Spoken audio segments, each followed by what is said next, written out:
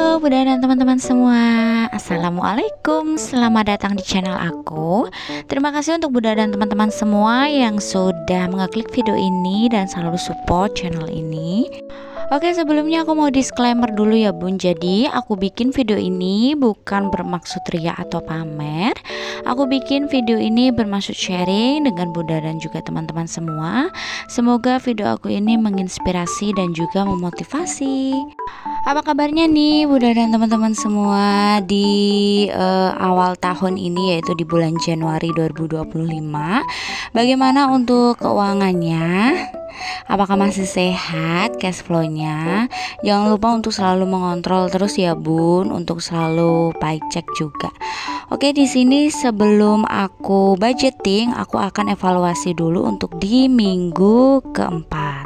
Nah, kemarin pas aku upload video kayaknya nggak terlalu jelas ya Bun. Nah, di sini aku coba untuk zoom in lagi karena kemarin tuh aplikasinya lagi error gitu ya Bun. Entah kenapa tiba-tiba error, entah kenapa tiba-tiba keluar sendiri. Nah, di sini ada catatan kewajiban ya, itu di bulan Januari. Jadi nanti setiap bulannya aku akan bikin seperti ini ya Bun. Nah, untuk kewajibannya itu ada kewajiban tetap dan juga saving untuk per bulannya. Nah, jadi untuk saving per bulan aku nggak bingung-bingung lagi ya Bun, apa yang mau aku saving untuk di minggu pertama sampai dengan minggu kelima. Nah, oke, untuk di week keempat ini savingnya tuh hanya satu, yaitu di bagian dana pendidikan, yaitu 50.000. Nah, di sini untuk tracker pengeluarannya udah aku tulis ya Bun semua untuk aktual dan selisihnya. Kalau misalnya minus ya aku tulis minus aja ya Bun, karena memang kenyataannya minus. Nah, di sini untuk backupnya tuh dari minggu selanjutnya. Oke, untuk bagian keperluan anak itu juga sudah aku belikan dan sudah kemarin ya. Untuk bilnya nggak aku tempelin ya Bun, biasanya sih aku tempelin, tapi sekarang udah nggak usah aja, yang penting aku udah tahu pengeluarannya untuk apa. Nah, di sini untuk pengeluarannya Pampers aja itu udah 50.000. Kemarin aku dapat yang harga 45.000 tapi udah habis. Jadi ya udah deh 50.000 nggak apa-apa.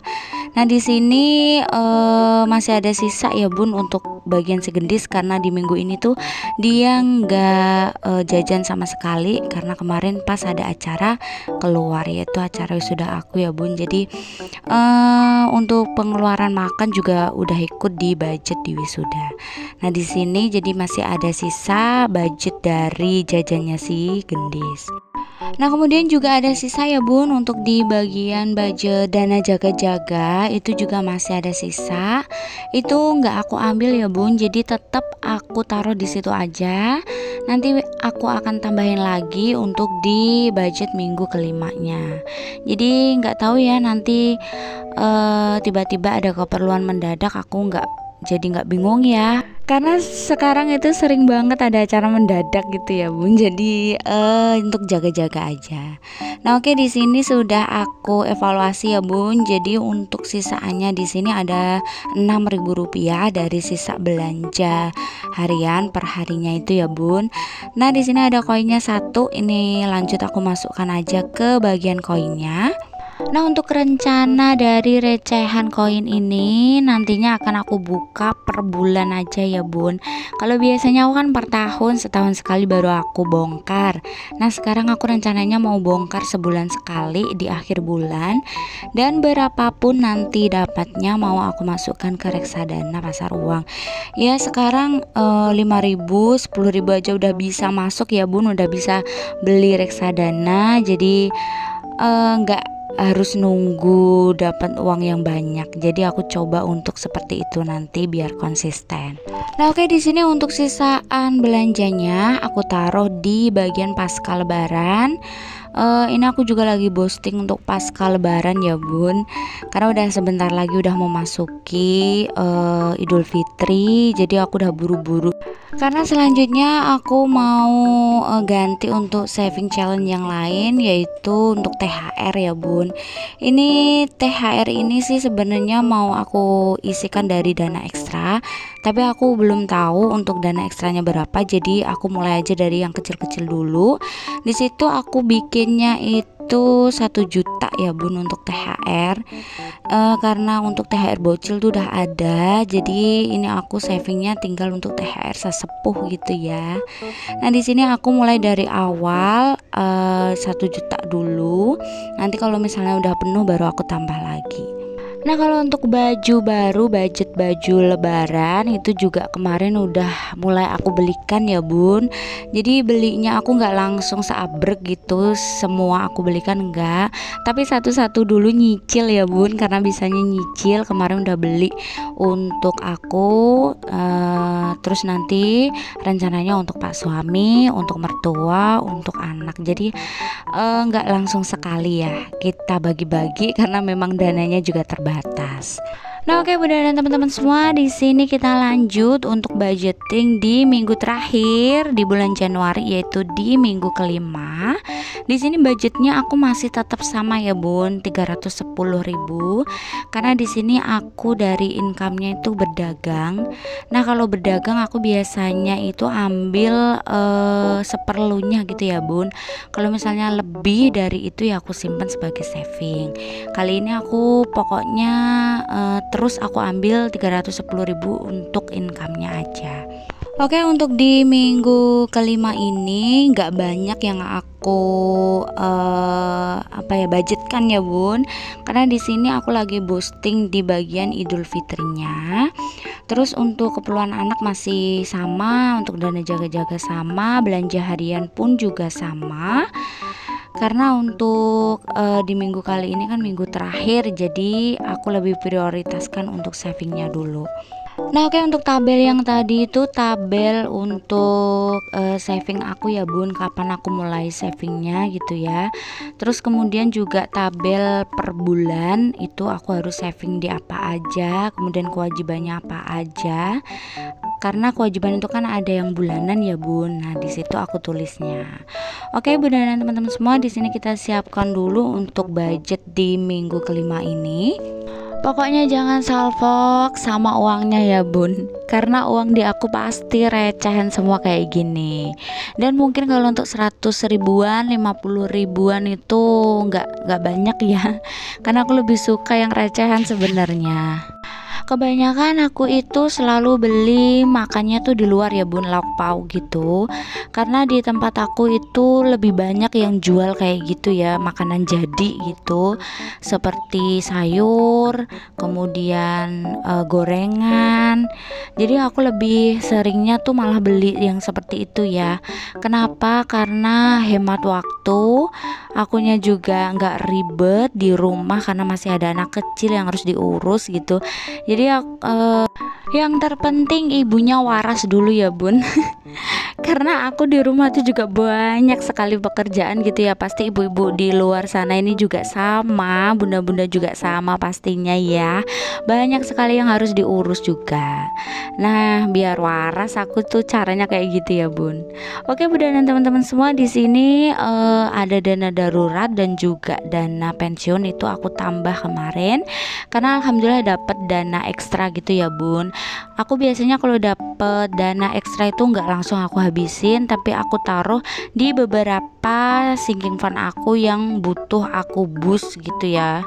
Nah kalau untuk Idul Fitri ini sebenarnya juga penting banget ya bun, cuman prioritasnya sih nomor 2. Jadi yang pertama yang lebih penting itu dana darurat dulu, keisi dulu.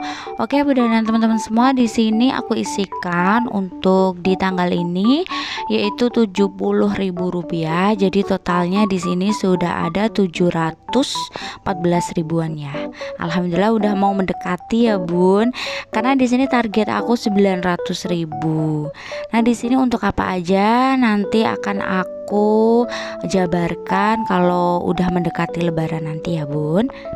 Nah dana ini tuh bener-bener sangat-sangat membantu sekali ya, karena dulu aku pas di tahun 2024 juga strategi aku juga seperti ini ya bun, untuk menghindari pemborosan ya. Nah di sini aku lanjut ya bun. Selanjutnya aku akan isikan ke bagian sinking fundnya dulu. Di sini aku budgetkan Rp30.000 karena di bulan Januari ini aku ada 2 sinking fund yang harus aku isi. Yang pertama itu ada birthday dan juga traveling. Nah Bunda dan teman-teman semua jangan salfok sama suara selain dubbing aku ya, karena di sini lagi ada bakso lewat ini. Nah karena di sini ada 2 sinking fund yang harus aku isi, jadi aku isinya 15.000 ya bun satunya. Karena di sini aku budgetkannya 30 untuk 2 sinking fund. Jadi 15 ribuan satu sinking fundnya. Oke, di sini aku isikan di bagian birthday dan juga di bagian traveling. Aku tuh kadang masih bingung ya bun, mana yang harus aku prioritasin, karena untuk Idul Fitrinya itu mendekati awal tahun ya, yaitu di bulan Januari. Idul Fitrinya kalau nggak salah April ya bun. Jadi padahal bulan Januari itu bulan dimana bikin yang namanya resolusi keuangan, bikin target-target yang harus terpenuhi gitu ya untuk 1 tahun itu. Jadi kayak nggak ada celah gitu ya untuk bernafas sebentar.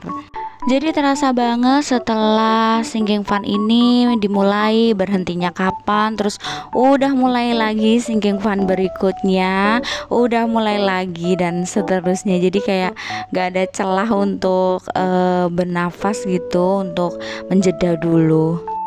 Karena kalau udah mulai ketinggalan, apalagi ketinggalannya jauh ya bun, itu udah hampir 2 kali lipatnya kita harus sinking fundin di 1 bulan itu. Jadi kayak hutang gitu ya bun istilahnya. Oke bunda dan teman-teman semua, di sini aku lanjutkan setelah aku isikan, aku checklist dulu. Dan yang terakhir ini baru aku taruh di dompet keuangannya. Oke, dompet ini masih jadi dompet favorit aku. Aku masih punya yang satunya lagi ya bun, tapi aku mau pakai ini aja dulu sampai bener-bener aku bosen, baru nanti aku selingi pakai dompet yang lain lagi. Oke bunda dan teman-teman semua, di sini aku isikan untuk bagian kebutuhannya si gendis, karena di sini hanya untuk uang jajannya aja, jadi aku taruh yang 1.000-an dan 2.000-an. Nah selanjutnya untuk dana jaga-jaga 10.000 itu aku tambahin aja ya bun. Jadi yang week keempat itu nggak aku ambil. Nah selanjutnya untuk di bagian food aku langsung taruh semuanya di situ ya bun. Oke bunda dan teman-teman semua, itu yang bisa aku sharing kali ini. Semoga video aku ini bermanfaat ya, dan semoga sehat selalu ya bun untuk kita semua. Terima kasih sudah nonton video aku ini sampai akhir. Sampai jumpa lagi di video berikutnya. Bye bye.